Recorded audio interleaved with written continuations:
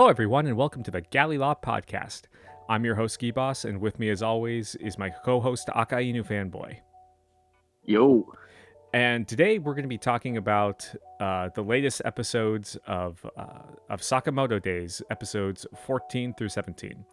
So please like and subscribe if you enjoy the content, and let us know what you guys thought of the episodes. So, last time, in episode 13, we ended on Minimalist approaching Sakamoto's wife, and I thought that it was going to be someone was going to have to come in and save her, but it turns out she wasn't even there, because it turns out to be Nagumo in disguise, which makes sense, because that's what Nagumo does. He just goes around and impersonates people. But yeah, what'd you think of the fight between them? It was great. I mean, obviously it was Negdiff, and it shows how powerful the Order members are, and they just keep on building them up, and I really enjoy it. And I thought the fight coordination was really good too. It was just pretty good setup. It was really interesting. It kept your interest locked in.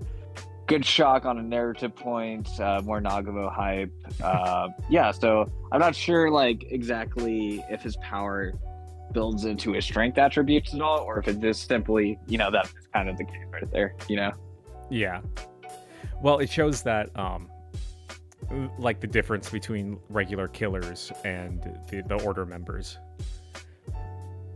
Yeah, for sure.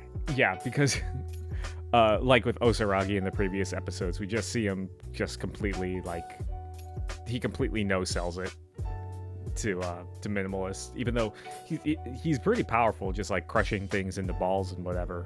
But yeah, I forget, did he have one of the highest kill counts out of the broken out convicts? It was either him or a part. I think he was the wire guy. Yeah. Those were the top two, if I remember correctly. Yeah, I think so. Well, I think because we get the twist that once the serial killers were done killing the Order members, they were ordered to kill each other, and I think those two were rated the highest in terms of the up to. I think they were both in A or S rank or something. Yeah. But yeah, I liked Nagumo's tool. He basically just had a giant Swiss Army knife for his big tool.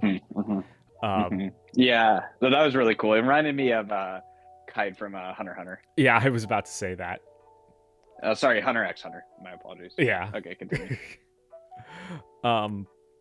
But besides that, episode 14 also has we see Granny Miwa talking about healing Shin and Lu after their fight with Saw, and talking with Sakamoto, saying that he only has at this point he's only about 30% of his original strength, which is kind of crazy, because he's plenty strong as it is.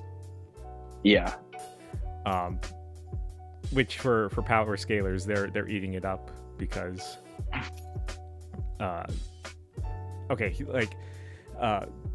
just scaling people in terms of 30%, Sakamoto, it shows it shows why he's rated the top assassin for the time that he was part of it. And it's cool to see the rest of the store staff level up too, along with him. It's just not the Jinwoo show. I mean, sorry, the Sakamoto show. Yeah. Don't go dropping soul leveling in here. But yeah, and then we switch over and we get the fight with a part. We start that with Heisuke, who's looking for him in the Tokyo Tower. And I mean, I kind of like how he just dismantles his gun automatically, and then you have to rely on Sakamoto to do it, because I mean, before the Granny Mia is the name of the healer that all the assassins go to, and she hit like a pressure point in Sakamoto where he can't transform into his thin form anymore, so he has to deal with being fatter, being fat all the time, which I think kind Sad. of I think it's interesting because you can't kind of cheat it now. He has to deal with his form that he's in all the time.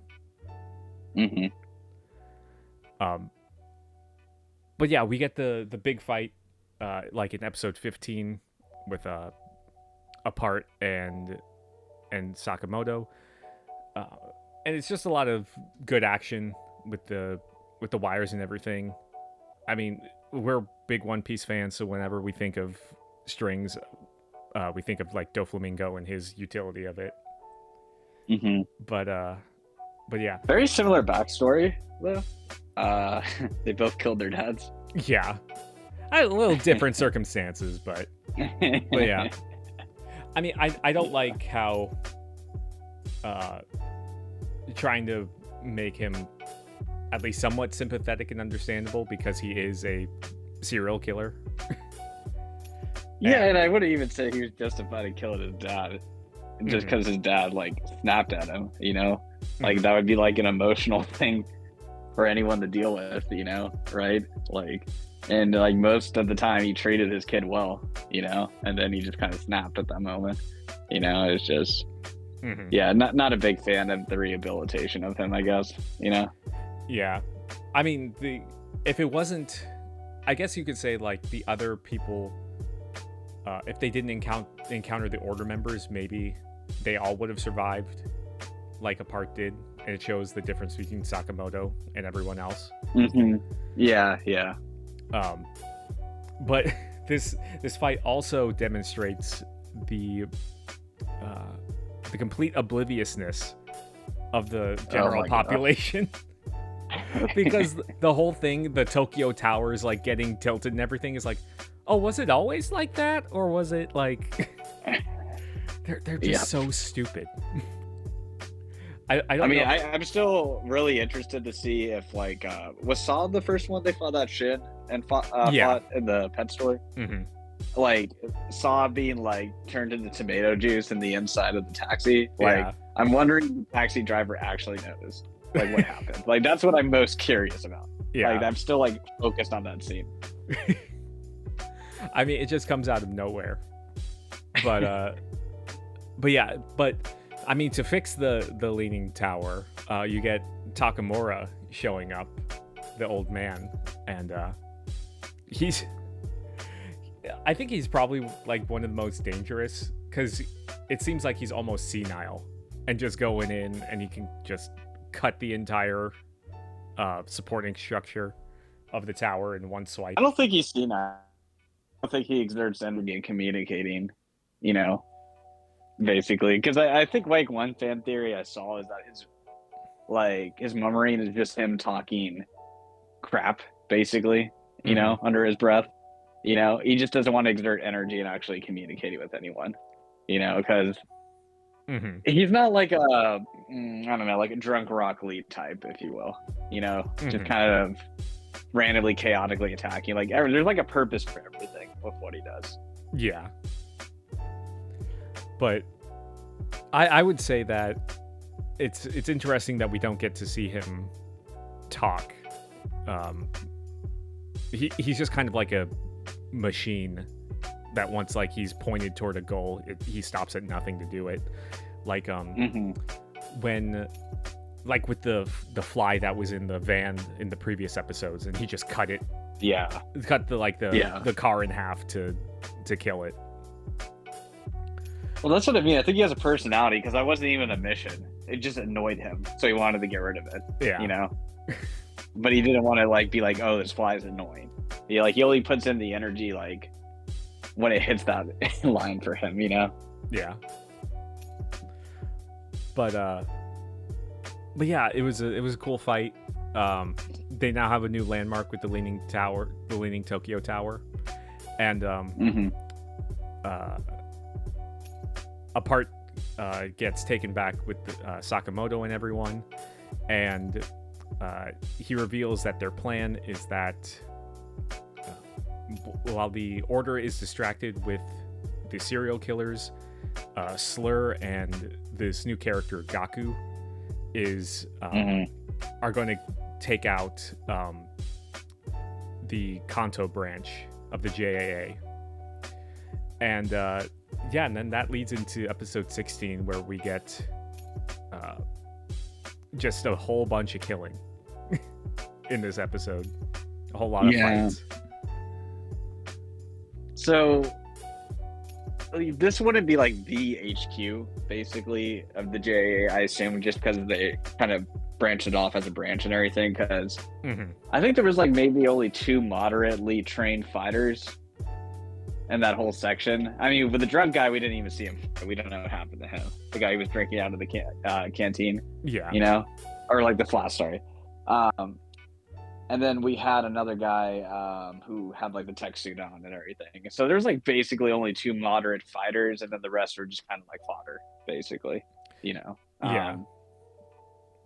But yeah, we get the information that there's like 1,000 assassins in Japan, and the rest are kind of like the cleaners and the support crew and everything. So I think a lot of it, what they took out in this raid was kind of like the support crew of everything, because it said like there was 176 personnel that were killed in the assault.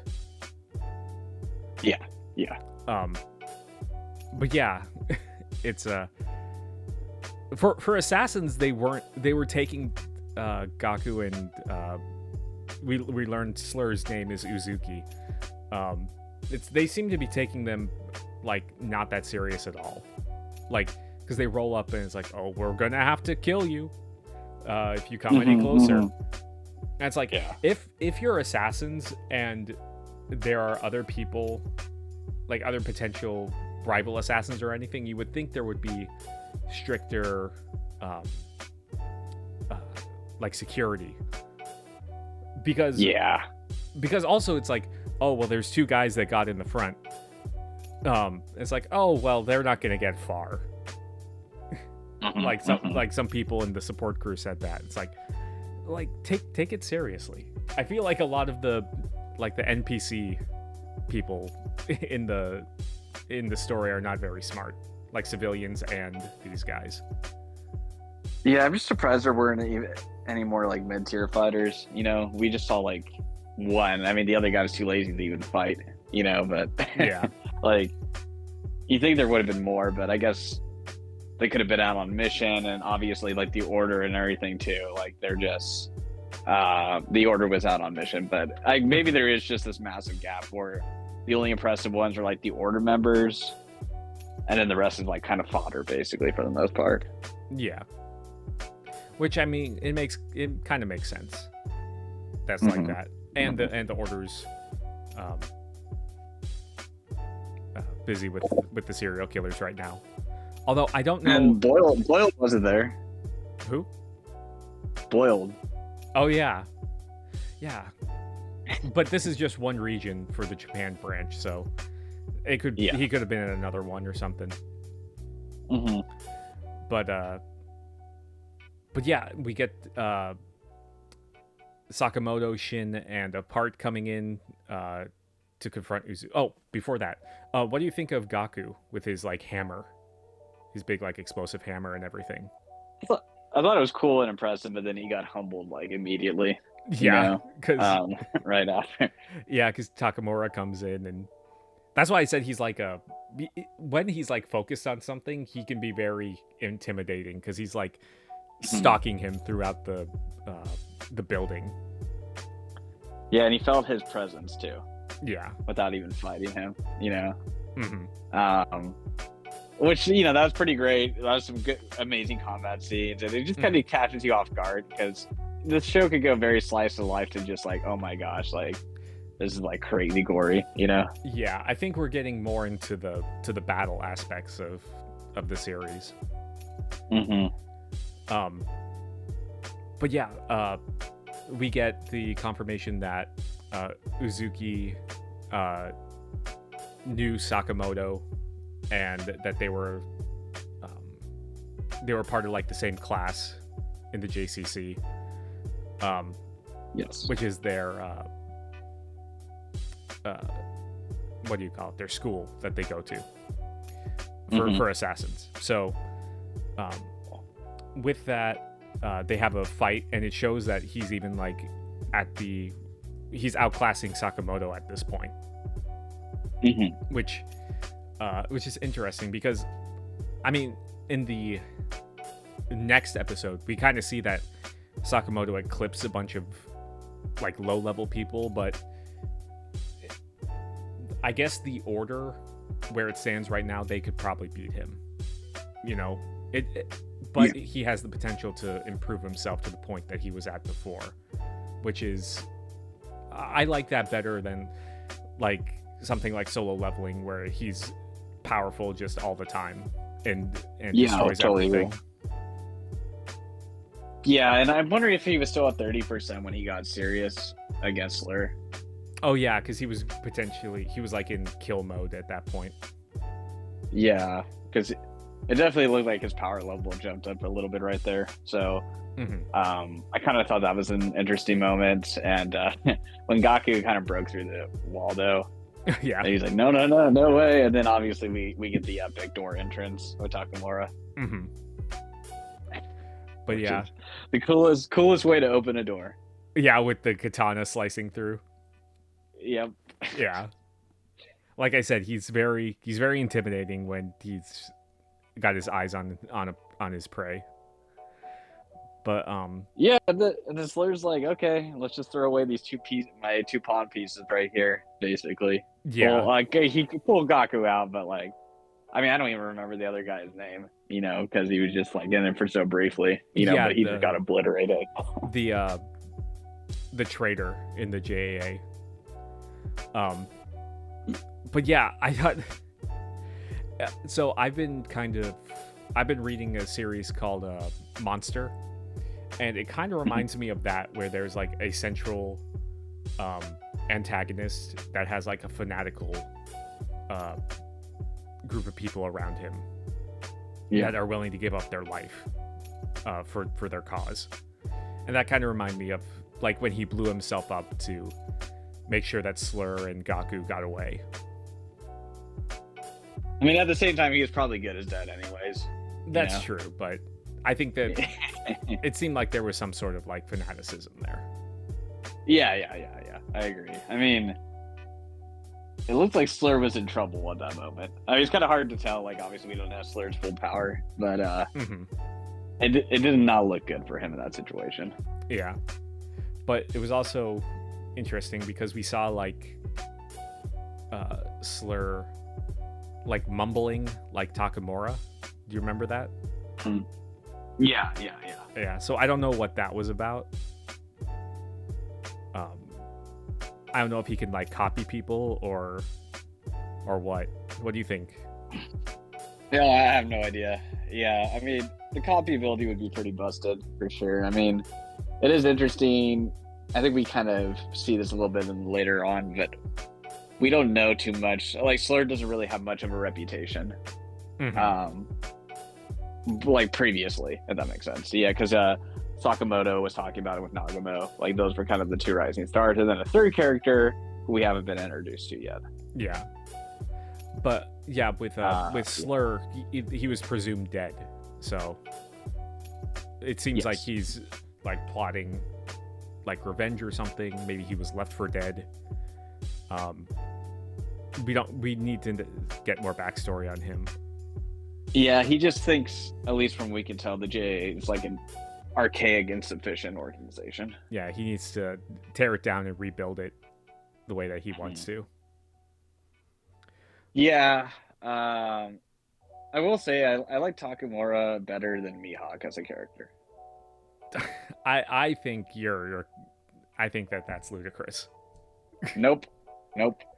Way more W's per screen time. Way more focused on the objective. Way more focused. One's super lazy. This guy like gets his heart rate up to like that zone 4, zone 5 by just taking out a fly. While Mihawk's just on the ocean. Like, how many people has Mihawk? What, he like took out the Ivankov swordsman, and yeah, that's it really. You know, a Marineford. Like Mihawk has no W's. This guy like took out Gaku with like a high tier, like within like 2 episodes. Pretty impressive. Okay, I think that's your power scaler brain taking over. I just say this: the strongest swordsman, the Sakamoto's strong, better than the strongest swordsman in One Piece. I'm just gonna say that much. Sure. Let's see how many people agree with you. Well, do you? I mean, come on. Like, has Mihawk showed this many W's before? Like, not even close. Not even close. I don't know. I'm more a fan of Mihawk as a character, probably because I've known him longer. But like, this is the equivalent of like Mihawk almost taking off Inu's head. Mm-hmm. You know, that would never happen in One Piece. Yeah, because that would require Mihawk to get out of his boat and to do some exercise. You know. Yeah. So, anyways, but yeah. After the battle, they're in the hospital and they get the information from Hyo, one of the members of the Order, that more information about Slur can be accessed from the JCC, which is the school. So Shin and Sakamoto enroll in the school to try and get everything, to get the information. And that leads into episode 17, where they're all on a plane, and basically it's a free-for-all. Whoever survives and gets these bullets from the instructors gets to move on to the next phase to be enrolled into the school. And it's a lot of action in it. But we meet a couple new characters. Like there's that female young assassin who we don't have a name for her yet. Yeah, we had the guy that's hiding the luggage carrier who was just waiting for everybody to die. Yeah, I don't know if he's gonna. I don't know if he's as important, but then we get the other one that I think is important is I think his name's Seba, the guy with the blades in his shoes. But yeah, what'd you think of this part of the episode? Well, there was another guy too with glasses that was like analyzing the sea, like the ones who were older were most likely to be the JA like instructors and everything. Oh yeah. Yeah, so that was like another potential character as well. But some of us cool. That was a great back and forth between Shen, and it was a good moment for Shen. Like, liked it a lot. Honestly, it was a really cool fight. I don't know if he's gonna be a Nakama or not, because he seems pretty brutal. Yeah. And wanted to kill some people. Like, he's like actually like a full-throated killer, which isn't surprising, right? Is what they're supposed to do. Yeah. But he was definitely a step above the rest for sure. Yeah, I liked it. It seemed that either the animation direction or the fight choreography is better in this second part of the season,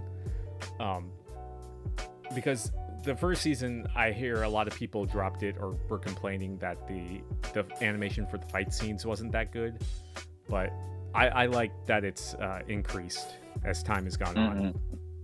Yeah. I've been enjoying it a lot for sure. Yeah. But also I like that the blue-haired girl, she doesn't seem to like know how to work a weapon at all, because she gets that big weapon and it's just firing around randomly. And Sakamoto gets like these extra bullets that they have to pass, and he gives them to her. He tries to give one to her, but she refuses because she didn't earn it, which is a lot. I enjoy the honesty in her character. But I don't know if she's cut out to be an assassin.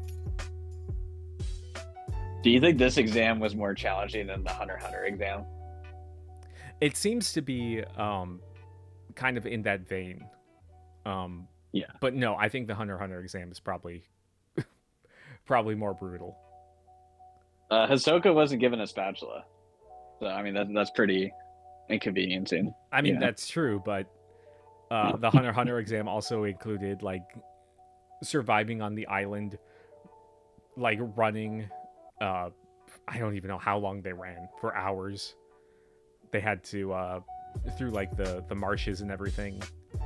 Well, we'll see like how this develops, but I think the first round was a lot more brutal than the Hunter x Hunter round for the first match, so like way higher body count, that's for sure. Yeah, at least with this one, they're like, okay, we're gonna thin out everyone from the get-go. Which is interesting now that I think about it, because there was the guy who, like, what was it, like his 8th time taking the test? And like, how did he survive if this was the first round for everyone? He might actually be a good assassin because he just keeps on surviving, like scoundrel's luck or something, Maybe. But yeah, I just thought about that. But yeah, it'll be interesting to see if there's any more parts to the exam, or and what's coming up. If there's going to be any other characters we get introduced to. But yeah, any final thoughts? Oh yeah, it's great. Been enjoying it. Looking forward to more. Yeah, definitely. Okay, everyone. Once again, like and subscribe if you enjoyed the content. Let us know what you thought of the episode, and we will talk to you later. See ya. Peace.